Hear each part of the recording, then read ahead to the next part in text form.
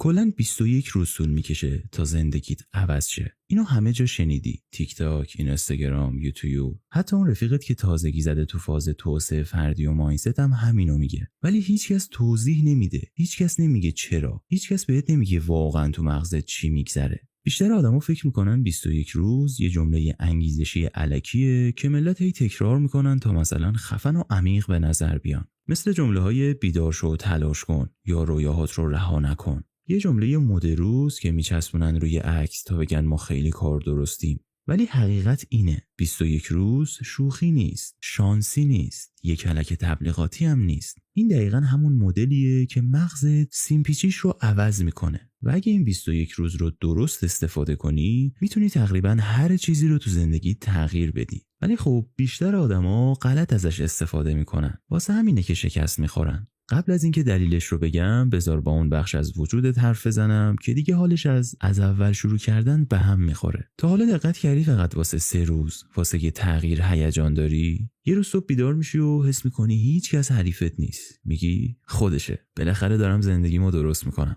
روز اول راحته، روز دوم هنوز خوبه، روز سوم به تته پته میافتی، روز چهارم عادتهای قدیمی مثل جاذبه میکشنت پایین، روز پنجم یه روز رو از دست میدی و به خودت میگی عیبی نداره. چشم هم میذاری میبینی یه هفته گذشته و دقیقاً برگشتی سر خونه اول، کلافه، عصبانی و از خودت ناامید. بعد شروع میکنی به پرسیدن این سوالا: چرا نمیتونم ثابت قدم باشم؟ چرا همه چی رو ول میکنم؟ چرا این کار واسه من انقدر سخته ولی واسه بقیه‌ها به خوردنه؟ بذار یه چیزی رو بهت بگم که سالها طول کشید تا خودم بفهممش. مشکل از انگیزت نیست، مشکل از مغزته و مغزت رو میشه دوباره سیمکشی کرد. اینجاست که پای اون 21 روز میاد وسط. دلیل واقعی این که چرا 21 روز مهمه. همه چی از دکتر مکسول مالتز تو دهه 50 میلادی شروع شد. اون یه جراح پلاستیک بود و بعد از جراحی متوجه یه چیز عجیب شد. چه عمل بینی بود چه حتی قطع عضو حدود 3 هفته طول میکشید تا آدما به ظاهر جدیدشون عادت کنن. 3 هفته تا تغییر رو بپذیرن. 3 هفته تا دیگه اون آدم قبلی رو نبینن. 3 هفته تا مغزشون خودش رو با واقعیت جدید هماهنگ کنه. این کشف درها رو به روی تحقیقات روانشناسی و علوم اعصاب باز کرد و دانشمندا یه چیز خیلی بزرگ فهمیدن. مغز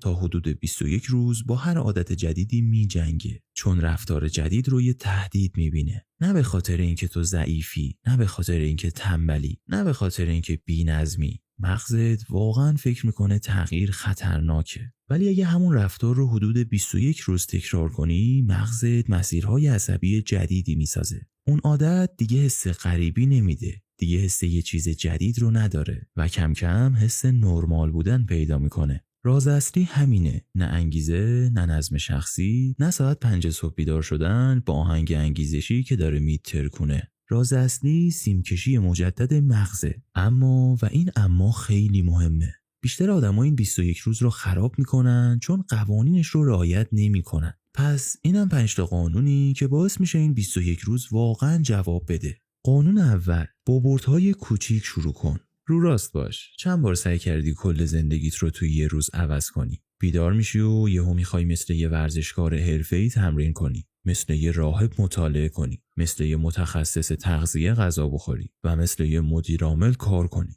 معلومه که میبری. آدما سعی میکنن همه چی رو یه جا درست کنن چون تشنه تغییرات سریعن. ولی تغییر واقعی کنده. اگه میخوای زودتر بیدار شی، نپر رو ساعت 5 صبح. 15 دقیقه زودتر بیدار شو. اگه میخوای ورزش کنی، با 2 ساعت تمرین شروع نکن. با 10 دقیقه شروع کن. اگه میخوای سالمتر غذا بخوری، کل رژیمت رو حذف نکن. یه دونه هله هوله رو حذف کن. فقط یکی، همین. بردهای کوچیک مساوی حرکت، حرکت مساوی نظم و نظم مساوی نتیجه. اینجوریه که تو بازی طولانی مدت برنده میشی. قانون دوم: هدفت رو دقیق مشخص کن. بیشتر آدما شکست میخورن چون هدفشون در واقع آرزوئه. میخوام سالمتر بشم، میخوام باهوشتر بشم، میخوام زندگیمو بهتر کنم. باشه، ولی چطوری؟ مغزت نمیتونه یه نقشه تار و مبهم رو دنبال کنه. دقیق باش. تو 21 روز آینده فقط آب میخورم و روزی 20 دقیقه ورزش میکنم. تو 21 روز آینده هر شب ساعت 9 10 صفحه کتاب میخونم.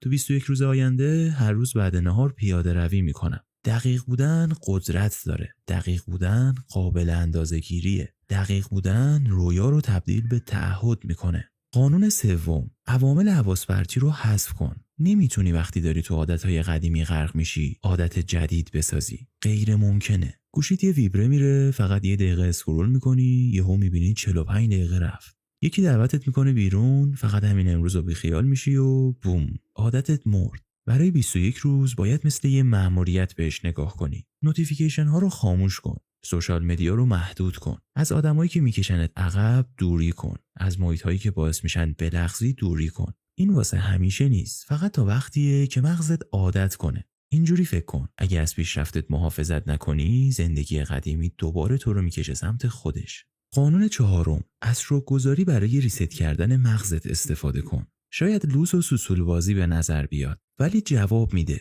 آدما جا میزنن چون همش دارن به چیزایی که ندارن فکر میکنن. من هنوز به اندازه کافی خوب نیستم. من شبیه فلانی نیستم. این خیلی سخته. این طرز فکر پیشرفتت رو نابود میکنه. وقتی هر روز صبح بیدار میشی و خودت رو مجبور میکنی 3 چیزی که بابتشون شوک‌گذاری رو بنویسی، یه چیزی عوض میشه. دیگه مسیرت رو به چشم زجر کشیدن نمیبینی، به چشم یه فرصت میبینی. و وقتی طرز فکرت عوض شه، نظم داشتن آسان‌تر میشه. مغزت به شوک‌گذاری جواب میده. استرست رو کم میکنه، انگیزت رو میبره بالا و احتمال اینکه جا بزنی رو کمتر میکنه. قانون پنجم، یادت باشه این کار رو واسه کی انجام میدی. آره، داری این کار رو واسه خودت میکنی، ولی قضیه بزرگتر از این حرف هست. یه نفر داره نگاهت میکنه. یه نفر تو زندگیت نیاز به مدرک داره تا ببینه تغییر ممکنه. یه خواهر یا برادر، یه دوست، نسخه جوانتر خودت یا نسخه آینده خودت که رود حساب کرده تا دیگه وقتت رو هدر ندی. وقتی جا میزنی فقط خودت رو ناامید نمی‌کنی. داری کسایی رو که به الگوت نیاز دارن ناامید می‌کنی.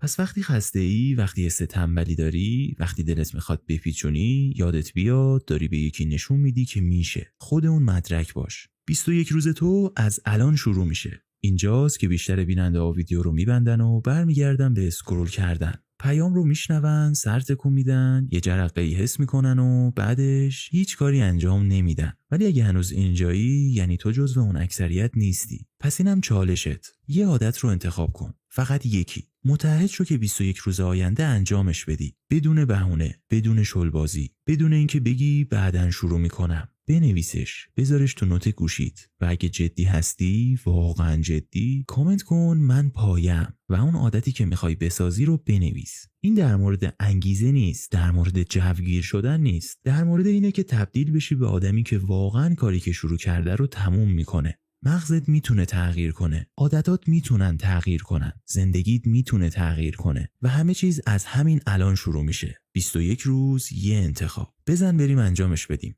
اگه از این ویدیو خوشت اومد لایک رو بزن. این کار کمک میکنه بقیه هم این محتوا رو پیدا کنن و به منم کمک میکنه. اگه تازه واردی سابسکرایب یادت نره. مرسی که تماشا کردی و تا ویدیوی بعدی، فعلا.